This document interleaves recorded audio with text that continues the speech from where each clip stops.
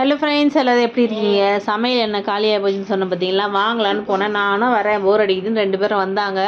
சரி, வீட்டில் தானே இருக்காங்க, அவங்களும் போர் அடிக்குதுன்னு கூட்டிகிட்டு போனேன். எப்படியும் கூப்பிட்டு போனால் கடையில் இருக்கிறதெல்லாம் வாங்குவாங்கன்னு தெரியும். நான் ஒரு பேக்கெட் எண்ணெய் வாங்க தான் போனேன்.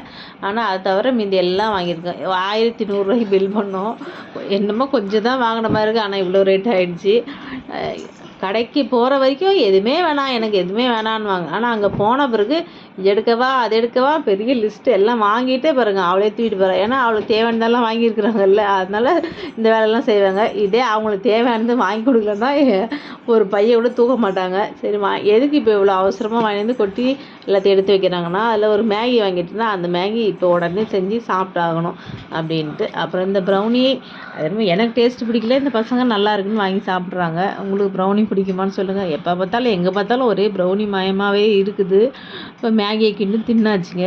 மேகியை கிண்டி தின்னுட்டு என்ன பண்ணுறாங்க பார்த்தீங்கன்னா, உடம்ப குறைக்கிறாங்க, எக்ஸசைஸ் பண்ணுறாங்க. சாப்பிட்டு தூங்கி உடம்பெல்லாம் கொஞ்சம் ஏறி போச்சு. அதனால் நல்லா சாப்பிட்றது, நல்லா எக்ஸசைஸ் பண்ணுறது அப்படின்ட்டு இவங்க பண்ணிட்டு இருக்காங்க. உங்கள் வீட்டில் குழந்தைங்கள்லாம் என்ன பண்ணுறாங்க? லீவில் பசங்களை எப்படி வச்சு சமாளிக்கிறதுன்னு மறக்காமல் கமெண்ட் பண்ணுங்கள். நல்லா சாப்பிட்டுட்டு எக்ஸசைஸ் பண்ணிவிட்டு அப்புறம் தூங்க வேண்டியது தான். Okay, bye friends. Bye friends. எங்களோட நாள் இப்படி தான் போச்சு இன்றைக்கி.